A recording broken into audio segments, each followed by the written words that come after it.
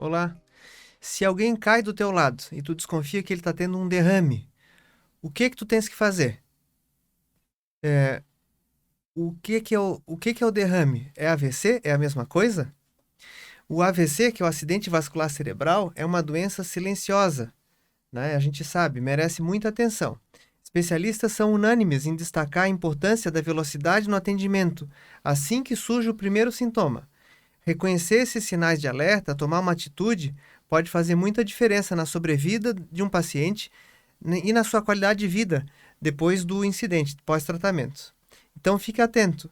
O convidado nosso hoje aqui, no Sua Saúde, é o Dr. Fábio Sichinelli, neurologista e conselheiro conosco lá no Conselho Regional de Medicina de Santa Catarina. Vai falar sobre causa, sobre prevenção e sobre tratamento de AVC.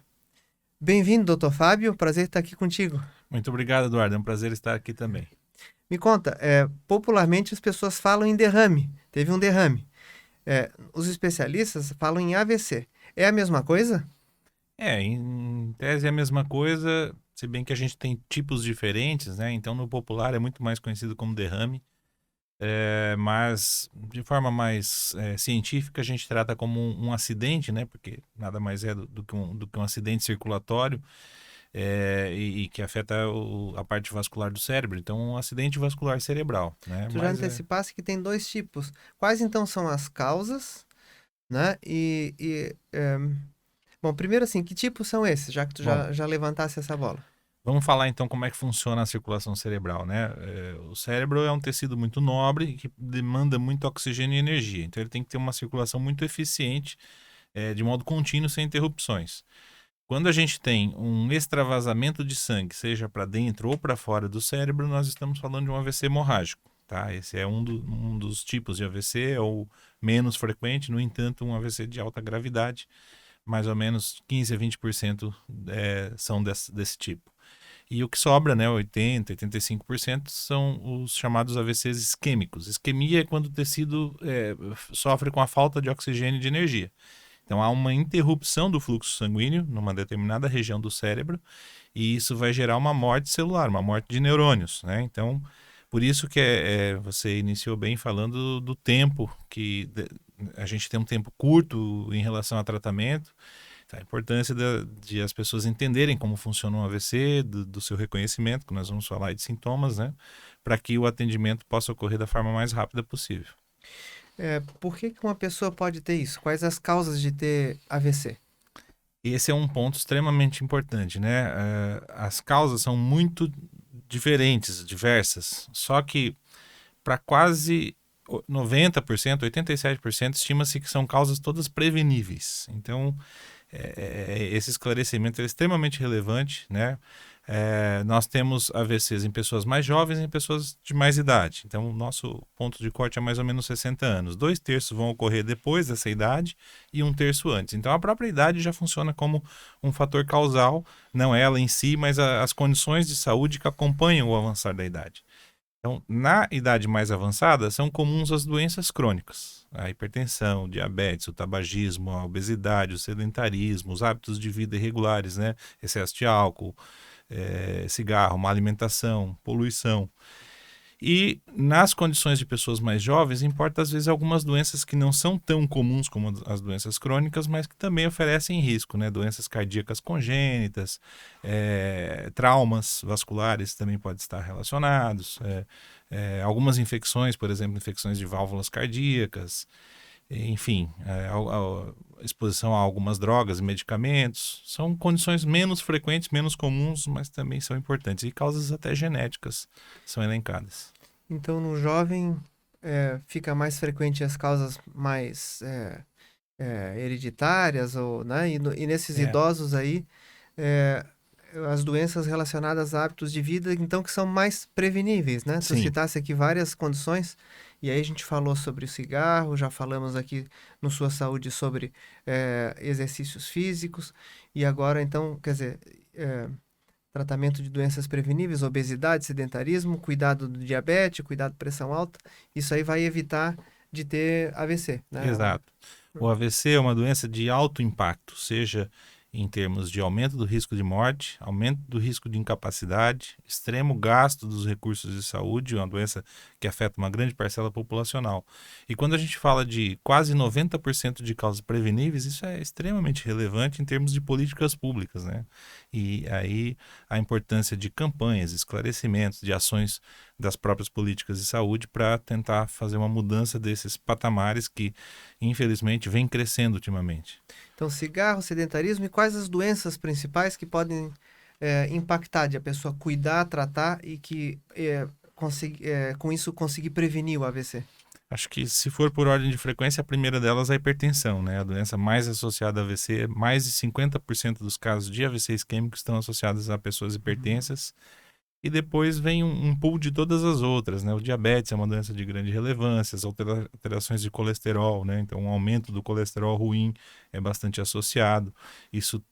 Essas três principais condições, junto com o tabagismo, estão envolvidos num dos processos maiores do AVC isquêmico, que é a aterosclerose, que é a inflamação da parede arterial com um depósito de gordura, que vão formar as chamadas placas de inflamação. Essas placas podem tanto obstruir um vaso sanguíneo quanto formar coágulos que podem se desprender e entupir a circulação cerebral. Nós temos os fatores relacionados à microcirculação, aí importa de novo a hipertensão como o maior fator de risco, mas o diabetes e o tabagismo acompanhando. E nós temos doenças do coração, principalmente as arritmias, principalmente uma arritmia específica chamada fibrilação atrial, que é uma doença que altera o ritmo cardíaco e aumenta a chance da formação de coágulos dentro do coração, que também pode se desprender e entupir a circulação cerebral. Então, como uma pessoa, quer dizer, o AVC, então, dito por doença silenciosa, né? Quer dizer, a formação dele, né? E aí, de repente, acontece. Como uma pessoa, o que a pessoa deve fazer, quais os hábitos de cuidado, de hábito de, por exemplo, quais os exames, quais os médicos que ela deve procurar, qual a regularidade, a partir de que idade? Bom, existem duas formas de prevenção. A prevenção primária é para aquela pessoa que tem risco, mas que ainda não foi vítima de um AVC. Então, todas as pessoas que são portadoras desses fatores de risco que nós citamos, sejam eles adquiridos ou às vezes até herdados, elas precisam estar dentro de uma estratégia preventiva que vai desde o não especialista, né, médico de família, o cardiologista, o neuro, o endócrino, todas as áreas que lidam com essas doenças que determinam risco, podem atuar na minimização. Eu costumo dizer para os pacientes, é como um placar de risco. Quanto mais pontos você somar nesse placar, mais chance de ser uma vítima você é. E aí você tem que trabalhar na redução desse risco. E para as pessoas que já sofreram um AVC, ou o que nós chamamos popularmente de quase AVC, que é o ataque isquêmico transitório, é nada mais do que uma interrupção transitória do fluxo sanguíneo, mas que depois melhora, e essa pessoa muitas vezes fica sem sintomas. Ambos são vítimas em potencial para um segundo evento. Então essas pessoas têm que ter uma atenção redobrada quanto à sua estimativa de risco, e aí passa por avaliação de todas essas doenças, né? De fazer medidas da glicemia, verificação da pressão arterial, exame de vasos sanguíneos, avaliação cardiológica, assim como medidas principais, mas para cada condição específica merece uma atenção especial, uma investigação específica. Então, na verdade, pelo que tu fosse explicando para nós, os fatores de risco são aqueles que a gente escuta para falar também das doenças cardiológicas, né? Então, é uma doença circulatória, corre junto um pouquinho com doença das coronárias, né? Com a doença isquêmica cardíaca. São os mesmos fatores de risco. Exatamente. É uma doença também que envolve o sistema circulatório, então ela compartilha risco com outras doenças que têm uma fisiopatologia semelhante, né? Seja a doença coronariana, seja a doença arterial periférica, algumas formas de acometimento das doenças renais. Aí nós temos uma condição muito semelhante ao que ocorre no AVC. E quanto que tem... Bom, isso o médico que vai determinar, claro, mas existe uma regra de quando que uma pessoa deve começar a analisar as artérias carótidas, por exemplo, como que está a saúde das artérias cerebrais? É uma questão de julgamento clínico, não há uma regra específica, mas na medida que esse somatório de risco é maior, essa pessoa começa a entrar numa estratégia de rastreio precoce, seja na prevenção secundária, as pessoas que já sofreram um evento, ou mesmo na atenção primária. Então, o médico que que está acompanhando, e aí não necessariamente só o especialista, só o neurologista, os médicos da atenção à saúde circulatória em geral, eles vão saber estratificar esse risco e indicar os exames necessários. Então, a pessoa que teve um AIT, que é o acidente isquêmico transitório, explica melhor para nós como que é isso, como que é um Sim. acidente isquêmico transitório. O ataque isquêmico transitório, ele acontece particularmente em 2 cenários principais. Aquele que eu falei das arritmias cardíacas, onde um pequeno coágulo pode se desprender, entupir a artéria do cérebro, mas talvez ele não seja um coágulo tão grande, ele pode se fragmentar e a circulação volta espontaneamente em pouco tempo, antes o suficiente de gerar um dano maior. E o que quando a pessoa desmaia, fica fora do ar, fica cega, o que acontece? Os sintomas costumam ser os mesmos de quem tem um AVC isquêmico típico, no entanto, eles são reversíveis em pouco tempo, né? Então depende da área que é afetada. O mais comum é que você tenha manifestações motoras ou manifestações sensitivas. E como o cérebro tem essa questão de cada hemisfério, cada lado do cérebro comanda um lado do corpo, você tem muitas vezes os quadros de paralisias de um lado, né? Então, seja ela completa ou incompleta, pode paralisar o braço e a perna de um lado, só o braço, só a perna. Se ocorrer numa parte mais posterior do cérebro, que é o tronco cerebral, a gente vai ter sintomas cruzados, ou seja, afetando o rosto de um lado e o corpo contralateral. Tem uma variação de fenômenos possíveis, né? Pode ser só alteração de fala e de linguagem, pode ser alteração só visual, mas dentre todas essas, seja em combinação ou isoladas, elas podem ocorrer. No AIT a gente tem um sintoma que ele é transitório, depois ele melhora, e no AVC maior, já com uma lesão mais determinada, esse sintoma vai ser mais duradouro ou às vezes resultar numa sequela. Então, se acontece isso com uma pessoa, ou que se alguém presencia isso acontecendo com outra, o que tem que fazer na hora? Tem que, em primeiro lugar, acionar um serviço de resgate pré-hospitalar, porque vários estudos já demonstraram, é a melhor maneira de um paciente vítima de AVC ser atendido rápido, né? Existe toda uma rede hospitalar que, para cada cenário, é de um jeito diferente. Alguns lugares têm hospitais mais habilitados, outros ainda não. Mas com a configuração dos serviços de saúde, principalmente com as redes pré-hospitalares aí do SAMU, existe uma hierarquização desses recursos, né? Então tem protocolos de regulação e o próprio serviço de saúde vai saber para onde esse paciente pode ser melhor direcionado no menor tempo possível. Mas caso não disponha, o melhor é que ele seja levado para um ambiente médico da forma mais rápida possível. Doutor Fábio, mas como que eu posso identificar se um parente meu ou se eu mesmo estou tendo um sinal de AVC e que preciso correr para o médico? Essa pergunta é extremamente importante. Se a gente disse para as pessoas que tem que ir rápido para um atendimento, porque isso pode fazer a diferença, então o reconhecimento ele precisa ser eficaz. Não precisa ser feito de forma semelhante ao que um médico faria. Mas existem estratégias que as pessoas podem usar, mesmo no seu conhecimento leigo, e isso já se demonstrou sendo uma ferramenta sensível. Então existe um macete para que as pessoas percebam os primeiros sinais e aqueles que são mais frequentes no cenário de um AVC quando ele está ocorrendo. E o macete é a gente lembrar da palavra SAMU. Então, o S de SAMU significa sorria. Você, né, quem estiver ao lado de uma pessoa supostamente vítima vai pedir para ela, dá um sorriso, mostra os seus dentes.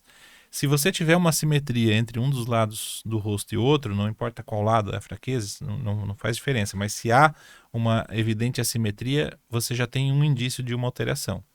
O segundo é o A de SAMU, que é o abrace. Então você pede para a pessoa fazer algo semelhante a um abraço, elevar os membros superiores. Se um lado estiver diferente do outro, mais fraco, você tem um outro ponto de indício que esse paciente pode ser vítima de um AVC. O M do SAMU é de música, então você pede para essa pessoa cantar o trecho de uma música ou mesmo falar uma frase, né? E se ali na linguagem da pessoa você também encontrar algo de anormal ou se a linguagem ela não possa ser fluente, não sai nada, né? A pessoa não consegue dizer nada, você tem mais um ponto de evidência, mais um indício. E aí se você tiver um desses três, a assimetria do rosto, a dificuldade para abraçar ou a dificuldade para falar, qualquer um, você já tem o cenário de um possível AVC e a necessidade do U da palavra SAMU de urgência, de maneira urgente solicitar auxílio ou levar essa pessoa um hospital da forma mais rápida possível, né? Então, dos diferentes sintomas que podem ocorrer, esses talvez sejam os principais, e isso é bastante útil. Isso não é uma coisa inventada assim ao acaso, isso é derivado de estudos que mostram que são os sintomas mais frequentes e que, se as pessoas puderem reconhecer esses sintomas básicos, isso já faz uma grande diferença para o atendimento mais rápido. Qual que é um tempo que seria adequado de chegar num centro desse? O menor possível, mas esclarecendo um pouco melhor a tua pergunta, eu tenho que te falar de quais são os tratamentos que a gente pode fazer, né? Claro. Existem pessoas que são candidatas ao que nós chamamos de terapias de reperfusão, que nada mais é do que abrir aquele vaso sanguíneo que está entupido e tentar salvar, se não todas as células que eram irrigadas por aquele ramo da circulação, se não todas, parte delas, né? E aí nós temos duas maneiras principais de fazer esse tratamento. Isso começou lá nos anos 90, vem evoluindo até hoje. Então começou com a forma que é a utilizada mais amplamente, que é a chamada trombólise química. A gente injeta para pacientes elegíveis, não são para todos, mas quando o paciente tem os critérios de elegibilidade, ele vai receber uma injeção intravenosa de uma substância que pode dissolver aquele coágulo, seja um coágulo que veio do coração ou de uma placa de inflamação das artérias, né? Esse tratamento ele não é sempre eficaz. Tem algumas características clínicas de cada paciente que vão determinar se ele pode ser mais ou menos eficaz. Então, por exemplo, se é um ramo arterial grande, importante do cérebro, ele tem uma taxa de eficácia mais baixa. E aí, na medida que os anos foram passando desde a descoberta desse tratamento, os médicos e os cientistas vinham tentando encontrar alternativas para, quando esse tratamento não é eficaz, de que outra forma pode ser feito. Aí nós chegamos agora, numa época mais recente, aos tratamentos intra-arteriais invasivos, né? Que é você não administrar um medicamento, um remédio que dissolva o coágulo, mas chegar a acessar esse coágulo por meio de um catéter que vai por dentro da artéria, um fiozinho, né? Que o médico introduz numa das artérias periféricas, ele vai sendo guiado até a artéria cerebral e lá é feita a remoção mecânica do coágulo, né? Existem dispositivos, seja de envolver o coágulo com uma malha metálica e trazê-lo de volta, ou aspirar esse coágulo. Esses dois métodos são bastante eficazes. Então tem indicações para um tipo de tratamento, para outro, ou começando com um e migrando para o outro depois. Cada um desses tratamentos tem uma janela de tempo diferente, né, por características de segurança de cada um deles. Então, o medicamento a gente faz em até 4 horas e meia. Não significa que a gente pode ficar aguardando até 4 horas e meia. Quanto mais rápido essa pessoa for submetida ao tratamento, maiores são as chances.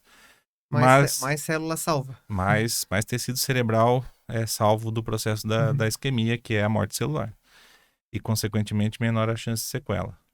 E com o tratamento endovascular, né, que é esse que o médico entra com o catéter, ele tem uma janela de tempo mais ampla, que inicialmente foi desenhado para até 6 horas. Hoje em dia, alguns estudos mostram que, dependendo do cenário de atendimento, do tipo de recurso que você emprega, da experiência técnica dos médicos e de certas características clínicas do próprio paciente, a gente pode chegar até 24 horas havendo benefício com o tratamento. Ou seja, tivemos um grande ganho em relação ao tempo, né? Então, mesmo para pessoas que já estão fechando aquela primeira janela de tempo de 4 horas e meia, ainda é importante que elas sejam levadas para hospitais, principalmente aqueles que dispõem do recurso, porque às vezes eles serão candidatos a um tratamento em tempo mais estendido. Que talvez não tenham o mesmo benefício, mas ainda tem algum benefício. E ainda para aqueles que não serão candidatos a esse tratamento, serão excluídos da chance de ser indicada uma terapia de recanalização, existem certos cuidados clínicos que são importantes para minimizar os riscos de uma sequela ou até para salvar vidas. E aí eu vou te dar exemplos. Existem obstruções maiores em tempo que já transcorreu e excedeu aquele momento mais oportuno para o benefício. Os exames de imagem do paciente já mostram que tem um dano grande, extenso, formado, e aí não adianta mais a gente abrir aquela artéria. Essas pessoas têm um risco, se a lesão for muito grande, de haver um grande inchaço do cérebro, e esse inchaço da área afetada pode afetar o outro lado, que é a área boa. E aí existe um tratamento padronizado chamado craniectomia descompressiva, onde um neurocirurgião literalmente faz uma abertura em toda uma lateral da cabeça da pessoa, remove a parte óssea, parece uma coisa bastante agressiva, mas é assim que é feito, e essa remoção, essa abertura de uma janela óssea libera espaço para que o cérebro inchado possa expandir para o outro lado sem afetar a área saudável. E isso, quando indicado, quando bem indicado, não reduz tanto a chance de sequelas, mas reduz a mortalidade, né? Então a pessoa pode sobreviver e depois ter condições de reabilitar a sequela que ficou estabelecida, mas reduz a mortalidade. Então tem toda uma série de medidas que podem ser feitas, ainda que não sejam aquelas melhores que vão talvez reverter por completo o dano do AVC, mas que são importantes em toda a cadeia de cuidados que as equipes especializadas podem determinar. E outros tratamentos clínicos, se começados antecipadamente, também podem dar mais benefício? Por exemplo, diminuir a função cerebral Sim. ou fazer algum tratamento clínico que diminua também a edema cerebral? Há estratégias assim que são chamadas de neuroprotetoras, né? Então você tem lá um processo de isquemia iniciado em evolução. Então tem áreas que, seja ela reperfundida ou não, as zonas de fronteira daquela lesão, os neurônios estão em risco de poder piorar a lesão isquêmica dependendo da ocorrência de alguns fatores, como por exemplo febre, hipotensão, hiperglicemia, né? A pressão abaixar muito, a glicose subir demais. Então esses cuidados que são cuidados menores, vamos chamar dessa forma, mas eles são extremamente importantes para não piorar o dano que já está estabelecido pelo AVC principal, né? Assim como prevenir que o paciente tenha, às vezes o AVC afeta a função de garganta e o ato de engolir. E esses pacientes, eles, seja com a própria saliva ou com a comida que eles vão comer, eles podem aspirar esse conteúdo e ir para a via aérea, aumentar o risco de pneumonia. São pacientes que têm maior risco de infecções em geral, principalmente infecções urinárias, né, porque receberam sondagem ou por outros fatores. Então você atua nessas condições e também reduz o nível de complexidade em relação a complicações que possam ocorrer. Então, essas estruturas especializadas, unidades específicas de cuidado, está bem definido e bem demonstrado que elas mudam a história natural da doença para muitas vítimas, né? E elas são extremamente importantes. E tudo isso, esses exemplos de tratamento que tu falasse, eles se referiam aos tipos de AVC isquêmico, né? De Sim, entupimento ali. sim. E se tem o AVC hemorrágico, isso também tem uma importância de atendimento rápido? Tem tratamentos específicos também para Também AVC tem. hemorrágico? Também tem. É um AVC mais crítico por sua própria natureza, né? A hemorragia cerebral, ela traz um nível de gravidade maior desde o início, mas seja naquelas formas onde o sangue derrama, extravasa para dentro do tecido cerebral, que são as hemorragias intracerebrais, ou as hemorragias que extravasam para fora do cérebro ao redor dele, são as hemorragias do espaço subaracnoide.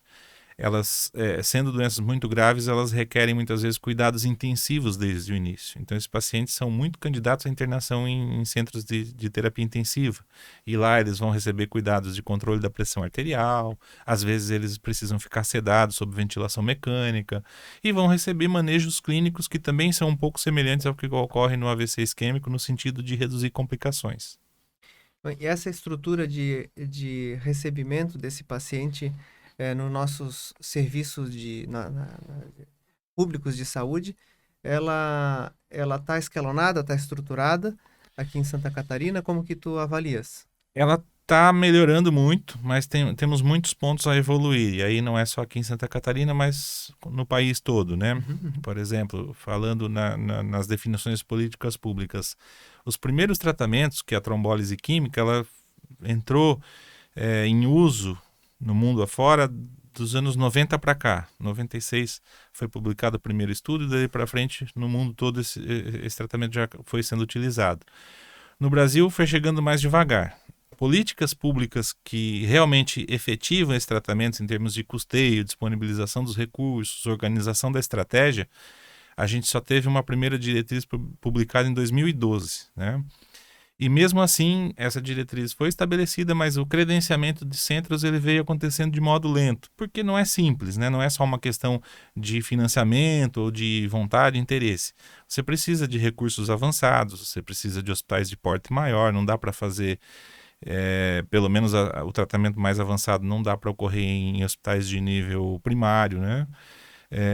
Enfim, é uma série de coisas que tem que acontecer de uma maneira oportuna para que os centros de AVC sejam estabelecidos, né? Tu falasse em centros de AVC, então Mas eu considero isso de importância vital aí para a recuperação dessas pessoas, né? Vital pelo seguinte, o AVC é a primeira doença que mais causa incapacidade motora e neurológica de um modo geral no mundo inteiro.